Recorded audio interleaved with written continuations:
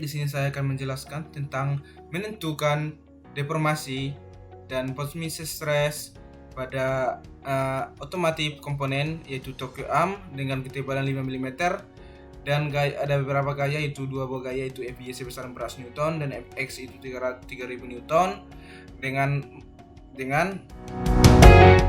material yaitu structural steel dengan yang modulus sebesar 200 GPa dan position ratio sebesar 0,3 menggunakan ANSYS Workbench. Pertama-tama kita membuka ANSYS Workbench, kemudian kita double klik pada static structural. Kemudian di engineering data kita double klik pada engineering data, kita masukkan material baru yaitu structural steel. Structural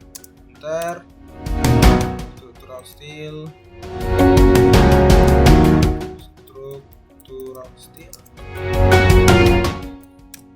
Kemudian pada isotropic elasticity, kita double klik pada isotropic elasticity, kemudian kita masukkan yang modulusnya sebesar 200 GPa yaitu E9. Kemudian position ratio sebesar 0,3. Kemudian kita kembali ke project. Di geometry kita pastikan surface boundariesnya terchecklist dan kita ubah analysis type-nya menjadi 2D. Kemudian di double klik pada geometry. Kita tunggu hingga modul project beralih ke modul geometry. Di modul geometry kita ubah unitnya menjadi milimeter, kemudian kita menggunakan XY plane untuk membuat geometry dengan cara klik kanan dan look at. Kemudian sketching, kita buat satu line, kemudian kita buat 4 circle, yaitu 2 pada sisi kiri dan 2 pada sisi kanan.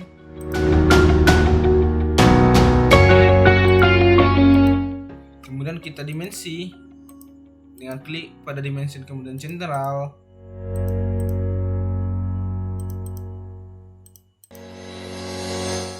Dan kita ubah D1-nya sebesar 12 mm, D2-nya 8 mm, D3-nya sebesar 8 mm, dan D4-nya sebesar 4 mm, dan H5 sebesar 36 mm. Kemudian kita menambahkan dua buah line, yaitu untuk menyatukan kedua circle kiri dan kanan, yaitu dengan draw, kita klik line,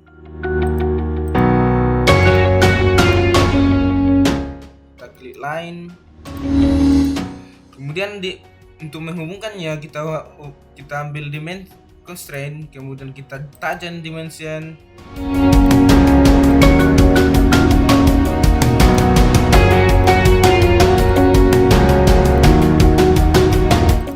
Kemudian untuk menghilangkan sisi-sisi yang berlebih kita ngambil modify, kemudian kita trim.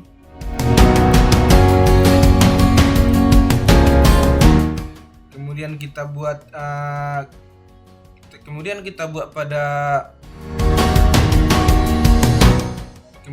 buat lagi 2 lingkaran, yaitu di draw lingkaran circle, kita perbesar untuk membuat 2 lingkaran.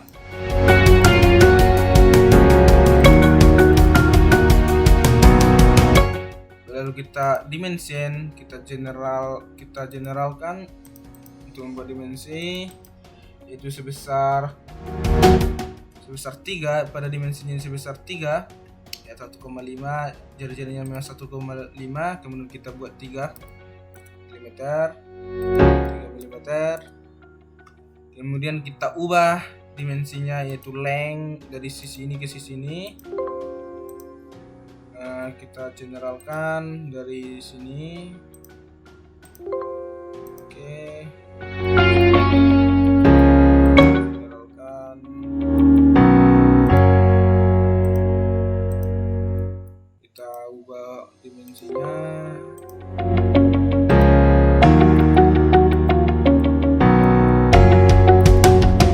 Horizontal. sebesar 4 mm, H1 itu 4 mm, dan H12 itu 4 mm. Kemudian kita membuat line lagi untuk menyatukan kedua sisi. Kemudian kita constraint-kan, yaitu menggunakan tangent constraint. Oke, buat tangent constraint. Kemudian kita modify untuk memotong bagian-bagian yang masih ada di luar, di dalam.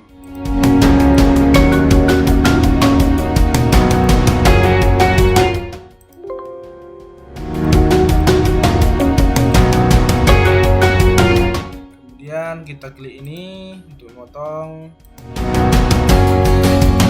Kita klik berlebih. Kemudian kita langsung ke konsep, kemudian surface from sketch. Kemudian klik sketch suatu, kemudian apply, kemudian generate. Setelah di generate, kita masukkan part of body-nya, surface body, kita masukkan ketebalannya dengan cara enter height. Kemudian kita masuk ke user define, kemudian kita masukkan thickness-nya sebesar 5 mm. Setelah kita langsung masukkan ketebalannya, kita lanjut yaitu dengan kembali ke project. Kemudian kita double klik pada model.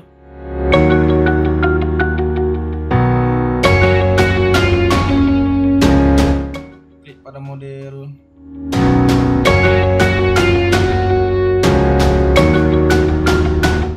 Kita tunggu sampai modul baru terbuka, yaitu modul pada Ansys Workbench. Modul baru sudah terbuka, kita masukkan, klik pada geometri, pastikan dia planar stairs. Untuk 2D behaviornya menggunakan planar stairs. Kemudian di material geometrinya kita double klik, kita surface bodinya itu kita pilih materialnya menjadi structural steel. Kemudian di mesh kita masukkan meshnya, itu di mesh, kita klik kanan insert method, kita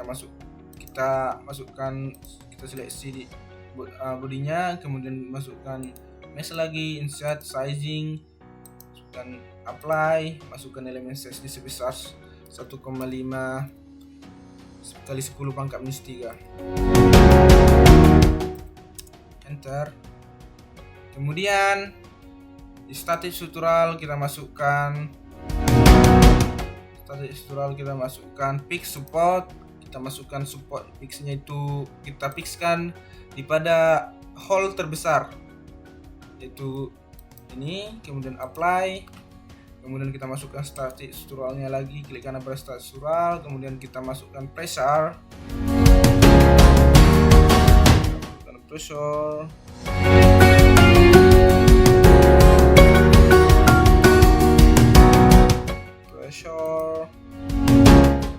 Kita masukkan di static strukturalnya itu, kita masukkan static struktural insert, kemudian kita masukkan gaya force, yaitu gaya force.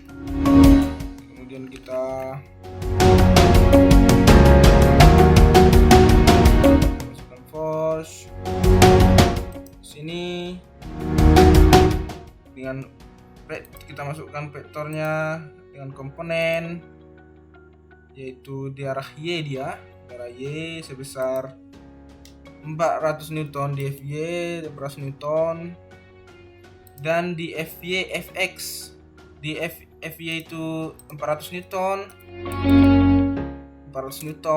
dan kemudian di FX nya itu sebesar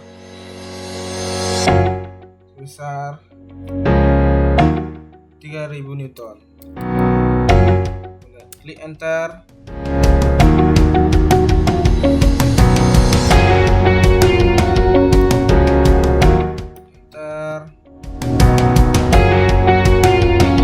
Kita seleksi di sini, kita apply. bentuknya seperti ini.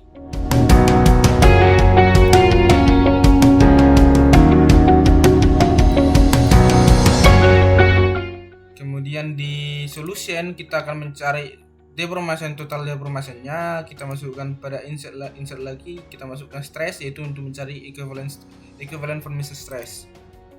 Kemudian setelah itu kita masukkan ke mode analisa, yaitu dengan cara mengklik solve. Kita tunggu hingga solve berhasil. Kemudian di total deformationnya itu sebesar kita dapatkan nanti, yaitu total deformationnya itu yaitu sebesar, untuk mengetahui berapa lendutannya, di mana titik lendutannya berada. Seperti ini. Dan kemudian di total deformasi dia akan melendut ke atas. Dan di equivalent stressnya itu dia yang paling rentan itu mengalami kerusakan itu di sini, di arah sini, sebesar maksimumnya itu 3,8 kali 0,3 kali 0,3 gigapascal. Sedangkan untuk total deformasinya itu yang paling banyak melakukan displacement atau deformasi sehingga dia berubah posisi atau melendut, yaitu berada pada ujung, yaitu yang ditandakan dengan warna merah, dengan maksimum deformasi yang ada yaitu sebesar 1,028 kali 10 minus 4. Oke, demikian cara menentukan total deformation dan equivalent stress for missiles pada komponen otomotif ini dengan menggunakan aplikasi atau software ANSYS Workbench. Terima kasih. Bye.